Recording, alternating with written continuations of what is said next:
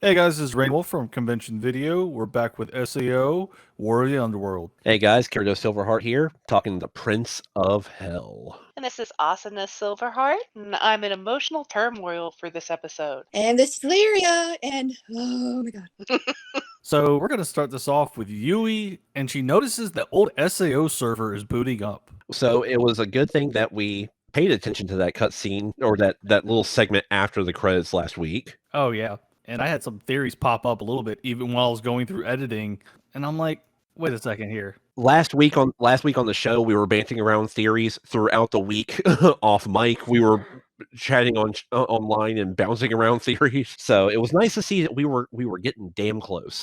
And the funny thing is, the one thing that really brought the theory that I had into fruition, or like not fruition, but more accurate, was a TikTok I had scrolled across, come upon. Yeah, It didn't. Because Yeah, we watched that. I didn't think Oh, about the that. TikTok. I didn't think about that at the time. That it was like that actually makes sense. Legitimately, like, we finished watching the episode, and Kirito looked over at me and was like, "Oh, he was right." I was like, "Oh, pretty much. It was pretty close." I was like, we were right about it being the SAO server, and we had another moment where we were right. There were some moments. We had a lot of stuff we batted around. So they start this. Even after that, it was a very short scene. Then we go into the opening. Then we go to where Kirito's pledge gets pushed by Poe. Yeah.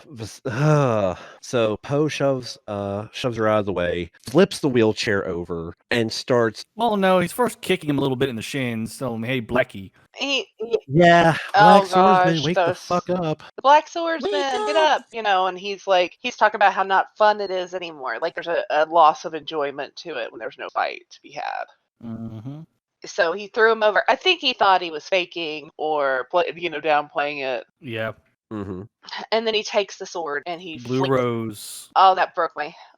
That was hard. He just threw it aside and tossed it. And we skipped over this a little bit, that when she had brought up that the whole time they were battling, Kirito was trying to get up. Yeah. So you obviously know that he senses what's going on. He knows what's going on outside. Mm-hmm. And his instinct is, I want to fight, I want to help and protect my friends, which we saw that before. When Bercoli kind of tested it and went to go swing at Asuna, and all of a sudden his attack was just evaded by an invisible force. But then they noticed, he was slightly different, and he was like, yeah, he's still in there. He still knows what's going on. And then now we got him getting smacked around, then Klein trying to react. Oh, Klein. He gets up, screams at Poe, and takes a spear to the spine. I'm like, with how much damage he has now, I'm surprised his character actually did not die. Yeah, the plot armor is strong with this one still, but Yeah. but yeah, I mean, so you've got Aegil still laying on the ground, chest full of arrows. Now you got Klein with a spear in the back. And then now what we come to find out is not a mystery girl, it's a mystery male. Well, it's still technically a mystery girl, but the mystery girl ends up being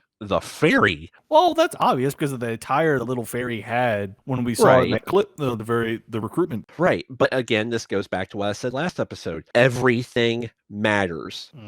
Who the hell would have guessed that when Ordinal Scale came out, that it wasn't just another side story like the GGO movie? It was fucking canon. And all of a sudden, you have Iji and Yuna, of all people, show up. And he's not as badass in the full dive as he is the system that was in place in Ordinal Scale. Mm-hmm. He was doing fairly well at the beginning and then done. Yeah, well, I mean, and he even admitted it, though, that he was just like, back then I wasn't even that great. He was like, but you murdered my friends, you murdered my comrades, and you murdered millions of SAO players. He's like, I will not forgive you. And then when Yuna sings and clears everybody's head. Her power is amazing. Yes. She's a support. She's not a battle class. She's not something like that. Well, you got to look at her character that she had when she was an SEO. It kind of had that bard look to it. And that's Yeah. literally what she was a bard. She was this like famous musician, famous singer, and she played a bard. So I mean, it just all went hand in hand. But yeah, I mean, she comes in, she flies in as the fairy, spawns into full size, grabs her little microphone, starts singing. You just see, defense up, attack up, resistance up, shield shielding, all this stuff just pop up around Iji, and he just starts unloading. And then when he reveals himself as Nautilus, and his outfit shifts to the white and red outfit, it's a beautiful moment, but god damn did he not get fucked up. Oh yeah. Then Klein also gives him those props that were needed to pull something off that he did to interrupt Poe, even one of the people that Kirito and the rest of them had issues with during SAO, to just step in. Yeah, so Iji loses both of his arms in the combat, and do we want to go ahead and go directly now it jumps into Poe's past a little bit. So I have a question about this. It's a very short Poe past. It's pretty much him in a hospital. And is his half brother Thank you. Kirito? Thank you. That was going to be my question. That's what I was wondering. So we see that he basically grew up in a slum with like a cracked out or messed up, either drug or alcohol, maybe dependent mother. Well, we saw her. She was like, telling. We saw her, and she was just devil. she was like, "You're a hellspawn. You're a demon. You're the devil, and I hate you." And this is your fault. And it did say it was America, didn't it? Yeah, San Francisco. And then all of a sudden, you have this man come in. He's like, "Your half brother needs a kidney. He's got the best doctor in the best hospital with the best, this, and this." He goes, "He just needs a kidney, and if you don't give it up, then I'm not going to take care of your mother anymore." And you see in two different moments of the flashbacks a kid that looks a hell of a lot like Kirito. Yeah, like I don't know if that's just if he's actually Kurigaya Kazuto, half brother, or if that's just his visualization of all Japanese, if it's a generalization because of how much he hates Kirito. All Japanese look like Kirito to him.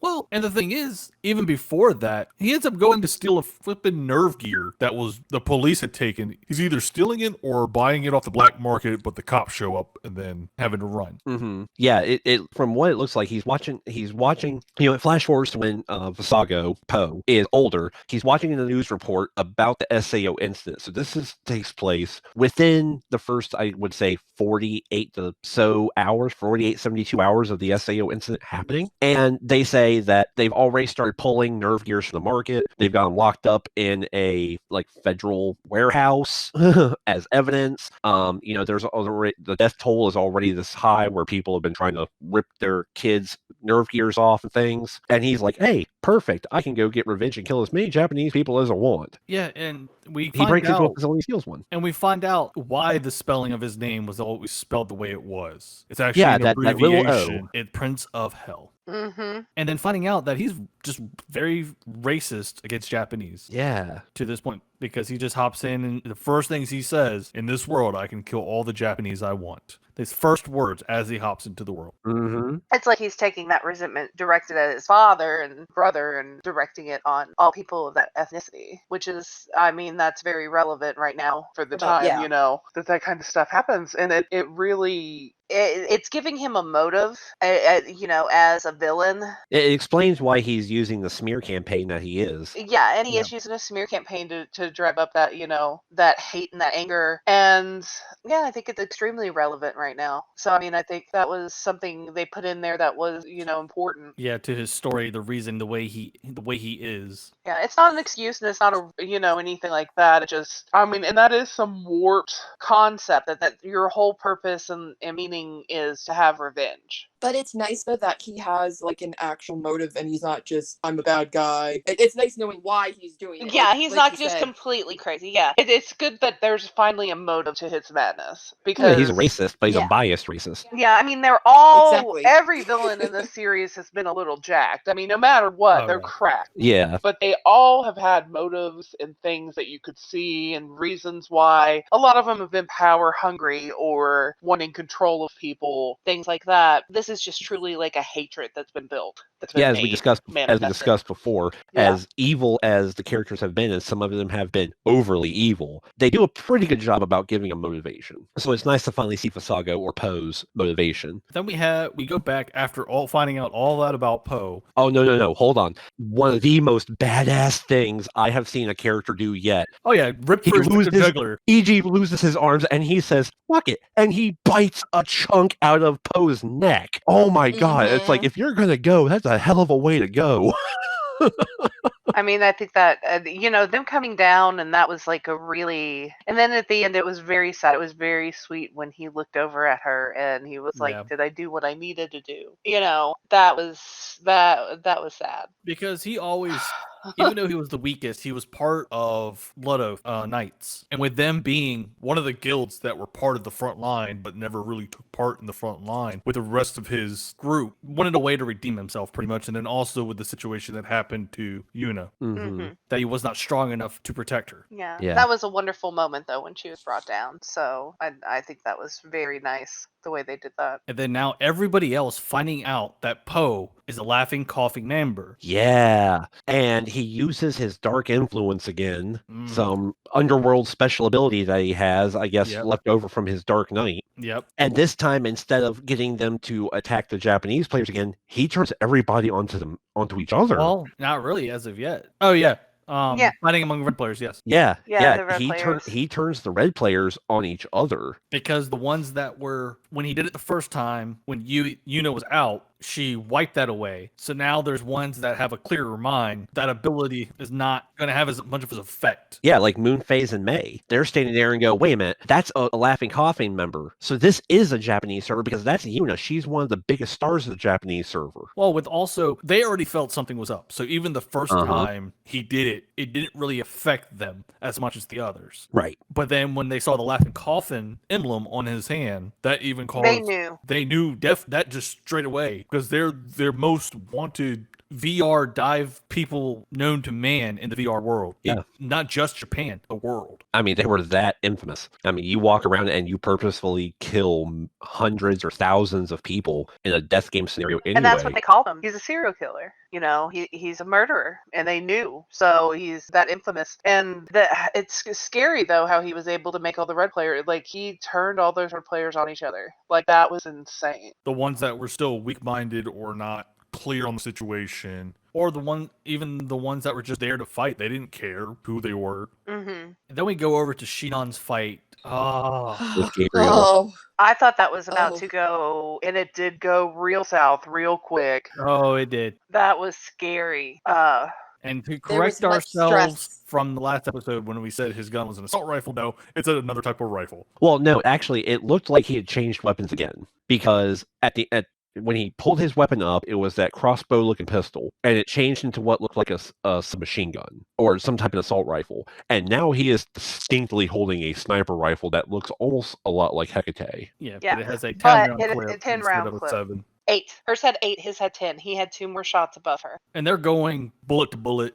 ricocheting off of each other, the whole 9 yards. And then the whole situation where she just loses her legs. Yeah. It was literal screaming from me. Like, when he took out that first leg pretty damn quick. Like, it was kind of like, and I was like, oh, well, she could still come back from this. And then he took her other one, and I was like, oh no. I was like, I was screaming. It was rough to watch. I don't know if Asuna here noticed it during that whole scene, but I was literally biting my fist because I was like, I don't want to scream, I don't want to yell, I don't want to cry, but holy hell. I thought for sure she was a goner. Like, I was like preparing myself to break down. Definitely that last bullet when she started going down, but we'll come back to that one. Then it changes over to Lifa. She's beaten pretty bad.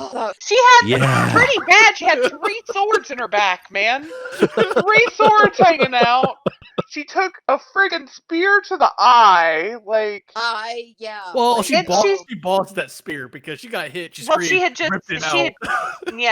just had she more annoyed than anything by then. But she was pissed. She had just done the heal. But at the same time, she's also thinking to herself. She was just like, yeah, this is what my brother would do. He would keep pushing on. He would fight the pain. He would keep pushing forward and save everybody. But at the same time, she was like, but God, this ability that Terraria has. It's a phenomenal ability, but it still does not recover the stamina of a person. Exactly. No. That was showed by when she started to cough the blood. Mm-hmm. It's like I told him, I said, yeah, she can continuously regen, but stamina is the main stamina, problem. and he even had said, he was like, mentally, can she keep going? But then she pulled, because Lifa's always, let's be honest, emotionally, mentally, Lifa's always been a little slower than the rest of them emotionally, I guess. She's always been she's been softer. She's a little softer. She's also younger, so Yeah, and that makes sense, and it's cute. But like She's she got is a some softer. hell of AOE. That's all I gotta say. Yeah, but that AOE. that line AOE, man. Well, the red one, and then also the one that was like the wind blades. Yeah. She came back like tenfold though quick. Like after she regen the first time, and then she takes that spear to the eye. She regens the second After time. the first time, she had to put her arm back on. I know. That's what I said when you How said she badass was of a beaten player- up a little bit. No, she was almost dead, missing an arm, 3 swords in her back. After she did that regen, and then she took out a wave of them. Then she had the spear in the eye. Then she did another regen. Then she was just done. And I'm sorry. she was like, If I was one of those red players and I saw the woman beating everybody's ass with 3 swords in her back and losing an arm and then putting her arm back on, I'd be like, no, fuck this, log time out. to go home. I'm gone. I'm gonna hit the dusty trail. And then it's like before all of Leafa stuff is over, they switch back over to Shinon's fight, where that bullet just hits her right where the necklace is at, and it protects her again. Yeah. That was gorgeous. And then she takes, never giving up, she charges Hecate with an Annihilation Ray, an ability of her bow that takes resources from the surrounding area to determine its attack power. Which is basically a singular form of that same attack that we saw Alice do on top of the dragon, where she channeled all of the resource energy But in it's the valley. easier because the bow actually, or her weapon does it for her instantly. There's no focus to it. Yeah. And then that blast that she lets out fucks up. Burns a third of Gabriel's face. Missing an arm. Took off an arm, Bleeding but like he no leaves. tomorrow. He the son of a bitch leaves. Like Yeah, and he just looks at her, scowls, turns, and flies off. Well, yeah, because if she could possibly release another blast like that, he's done. Yeah. Or even something close to that power, because you know that for him to be able to survive that blast the way he is right now, it's going to take a lot from him. So she wouldn't even need a blast as powerful. And then after he leaves, it jumps straight back into Leafa. She's talking more. She's talking more about her brother. It puts the perspective, and a number of people already knew this or may not, pedestal that Leafa is on because she is the little sister of Kirito, the black swordsman, the savior of SAO, the savior of ALO, Gigio. yeah, she has a lot to live up to. She has a lot that she has to, she's kind of in his shadow at that, But at the same time, not only does she have a lot to live up to because of who she is, I think she also really looks up to him too. And we see that, and she's actually not in those words exactly, but the words she puts out, not just now, but in the past, that she does truly look up to him because of the things he's gone through, and that he's able to actually keep going. Even the situation with definitely, even though he just came out of being from SAO after that whole situation, and then the person you love is taken by some rapist or screwy meatball. Jumps right back into another VR just to go save her, and then just all these people that he's around, how strong his allies are. And then because also with finding out that he's technically not her actual brother, they were just cousins. But yeah, she definitely, that was very, it was a very nice moment. It was a very nice moment to see Leafa have her badass moment. During that whole situation with Leafa and Shinon back and forth, that was a tug of war going right there. Yeah, it was. It really was, because like they both were. It was intense. Like they both were they both had these epiphanies. They both had these moments, and it was nice. It was nice to see, the development. Yeah, where they've down. come from. Yeah, which I mean, I always knew Shinon was a badass, but like. Oh yeah. Like I said, it was nice to see Leafa have her moment, and it was nice for Shinon to come back. She's not going to give up that easy. So. Well, and I'm not going to lie, with the way this season and this series has gone, and just how much emotional investment we have in a lot of these characters, I was afraid that it was going to be a situation of, okay, we know from anybody who's watched the opening and stuff that Yu-Gi-Oh is going to have a part of Kirito's revival. But Yu-Gi-Oh's dead? Well, we'll leave that for now. Okay, well, hang on. And I'm getting to a point here. So Yu-Gi-Oh's dead, according to, everybody. What would stop the creators from going, oh, well, Yu-Gi-Oh's going to be part of his awakening. Sinon and Leaf are going to be part of his awakening. Maybe it happens after they die. And I'm sitting here going, no, do not kill my girls. Do not kill my girls right before the awakening. this whole episode was very concerning anyway because we forgot about Klein at the beginning. Klein took a Oh, he's in pretty bad shape. he He's in took a pretty much. spear to the. Well, he tries to go and stop him when he goes to push Kirito over, and he takes a fucking spear to the back too. They pin him to the Yeah. ground. I mean, every time Asuna even like looked in a different direction, somebody held a sword to her neck. Yeah. And I'm just like, oh my god, you guys are literally going to fucking kill off all of my people before Yeah, and he wakes up, and this is going to be so sad. And then he's gonna level the place. Like he's going to level the place. Yeah. the rage that would come with that revival. The final episode is not going to be part of War of the Underworld. It will be its own like 2-hour episode, and it's going to be called Annihilation of the Underworld, and it's just Kirito in rage mode, just fucking wiping out everyone You see all these mountains now. Now it's just a flatland. with pools of blood everywhere. And then it jumps over to Hyga. Wrench anybody? You called that one. You called that one last time. Yeah, I thought it was going to be a robot getting dropped down. I laughed when a wrench fell. I was like, well, I guess it's a little easier to push than a robot. Yeah, the wrench falls. It startles him. Captain Dr. Douche Canoe falls off the ledge, hopefully to his death. Probably not. We He's hope. dead. There's no way. Eh, If he survives uh, he probably has Come a few the broken evil bones. people live forever in this series. I'm telling you now. Rainwolf, They we are have all- seen there's, like, people come back Jason from all from kinds Friday of the weird shit. 13th. True, but he's come back one too many times already. He just needs to drop dead That is true. because we've had him back in ALO, and now we have him back here. That's one Yeah. too many revivals. Yeah. But yeah, he falls off the ledge, and then Haga asks her out for a date. Ask that Rinko. well, I He's like when she asked, "Are you okay? Are you okay? And were you shot or anything?" He's like, "It's a scratch, but tis but a scratch." And I was like, "I like him." Yeah, and then he asks her out. She's just like, She's like, sure, we'll go get cheeseburgers. "And people, I'll pay." And he was a cheap date. Like I was like, that means she likes you if she's gonna let you take her on a cheap date. Right? We'll see where it goes from there. Pretty much type of situation. And the bad thing is, he even says this too. Death flag. Yeah. I don't want him dead, really. I don't. I've grown to like Hygo a bit. I have Yeah, to. he has become a really creative, really influential character, He's a good one. Then he connects all four of the floodlight, and we start seeing all the lights, Awesome. and then Austin the glows. nope, You see the memories. You it's see. all then you see Blue Rose Mhm. with guess who? Yu-Gi-Oh. He is actually bonded with Blue Rose by the looks of it. Mm-hmm. Not with Kirito himself, but with Blue Rose. With Blue Rose. But I still feel like there's a part of Kirito that's bonded to Blue Rose too. So I don't know. I Well- feel like there's a bond between The them. way the thing is, because of the way it's going, definitely with before we go into that part where we have Leafa, now she's with the orcs. They pretty much saved her, so I'm guessing their fight's over there. Mm-hmm. Especially after that that Yeah. wiping attack. And then we have that little screen, and then they're pretty much saying there are a few little words about Big Brother Kirito from Susuna, Shinon, and Asuna. Then we jump into the part where pretty much Kirito's sleeping at a desk at school. Irgio, I have a feeling, is going to be the one person that will finalize the waking up. I love this He- imagery. I feel like, well, he even like he says like, was I dreaming? No, this is his subconscious. So what I feel like is gonna happen, I feel like this is his subconscious. I feel like Yu-Gi-Oh is part of his subconscious, i.e. that there is some bond there.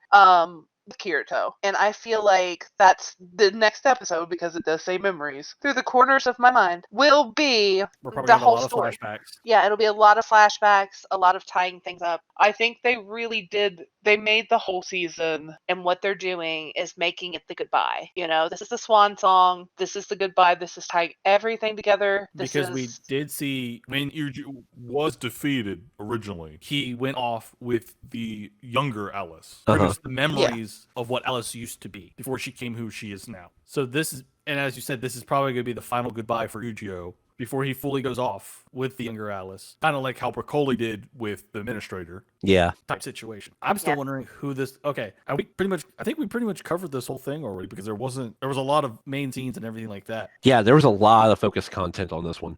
Yeah, A lot of Yeah. it was focus. like last episode set you up, it kind of brought you down, it made you sad. This one, it was very intense, it was very concerning, but it definitely, there was a lot of main points here. It One wasn't, theory. I was like, it wasn't just, it's like we got a lot of things tied up.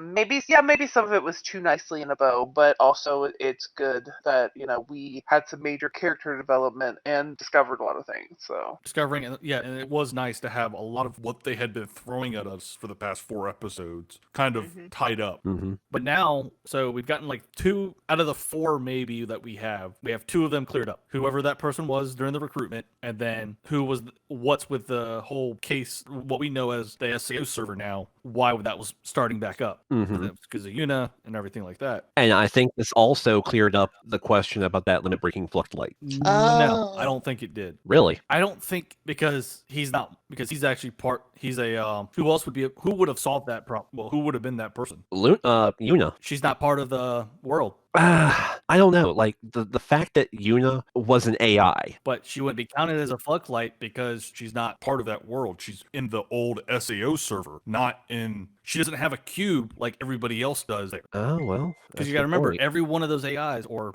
people in the underworld are in a Fluxlight cube. She doesn't have one. That is true. And I know I sent that image to you guys last week, and when I was going through the editing and everything like that, and there was that image with the map. Well, it's not really an up-to-date map on where everybody's placement is. Mm-hmm. There's really only one person that's still in that general location, because you got the orcs, the pugless, are with Leafa on the other side towards where everybody else is at those ruins. So the only one left closest to the east gate of the human empire is Synthesis 2.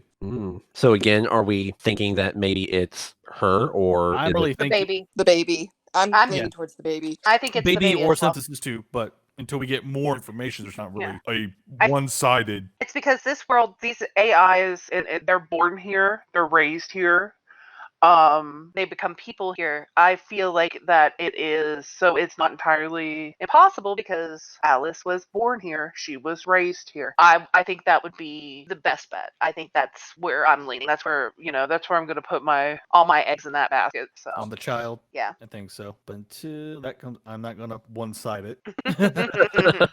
He was like, until I know for sure. Yeah, until I have more info, I'm not one-siding that. Yeah, I just because feel- I mean, feel hey, strong- I feel pretty strongly about it. Now that may Because change next week, but for I mean, now, Iggy and Yuna came out of fucking left field on Yeah. us. Yeah. Well, we So- also got to think that it hasn't probably been only how long since they probably know. Well, for them to know, because the time right now in Underworld is real time instead of sped up time. Mm-hmm. So how many weeks have actually passed, and then or months even for that fact, that she knows she's pregnant? Because if it's not even to the point where the development stages, or I would say where a soul would start forming, because we really don't know how that process really works in the Underworld. no, That's true. they didn't fully go into all of that. So we're about to find out. So Any final thoughts or anything? we have not seen Alice in a very long time. Yeah. I don't think we're gonna see her this next episode either. I don't Like I think so said, either. I'm pretty certain this next episode's gonna be fairly much devoted to The Awakening. The way, yeah. yeah, to the Awakening. So, which I'm very fine with, and I'm excited to see. I do feel like it's going to be a lot of memories. We'll probably be sad. There'll be a bunch of sad. Oh yeah. And I think it is because they're getting ready to end the series pretty much. Well, we're only on. We'll be going into episode 6, so we got Yeah. 6 episodes left. we give or do, take. but they're ending the entire series. So you have to think about this. It is coming when this ends. When the last This is their the animation 6 where they're episodes. ending at. Yep. they're ending the animation here. There won't be any more animation. So I think this is like kind of their. Wrap up. Yeah, it pretty much is. Like I said, it's And when they do wrap it up, I hope they kind of because it's giving fans a lot of what they want. I feel like Yeah. it's Yeah. bringing back a lot of characters that some fan favorites, the ones that people enjoyed. It's like for all the bad that you have to deal with and all the like stress you have watching it. Like, is my favorite person gonna die? Oh God, what's going on? There's still also a lot of good that gives you the warm fuzzies when you see a character you really enjoy. Sometimes they kill them immediately, but it's there. So I think there'll be a lot of really good things we'll see this next episode. It's gonna be sad and hard, and it's gonna fill in some gaps about who Kirito is as a person, I think, as well. yeah, I would say so. And that's it from everybody. I think so. I'm still at a loss of lost for words on something. Oh yeah, same here. Before we close out, we'd like to give credit to our artist, Season Fall Girl, over on Twitch. Each month she does a drawing for a $60 commission if you subscribe. Well, that's all for episode 5 of War of the Underworld. This is Rainwolf. This is Kirito Silverheart. This is Asuna Silverheart. And this is Lyria. Leave a like, comment, and maybe subscribe. Remember, hit that bell button to stay up to date for all current information. And see you next time. Bye. Bye.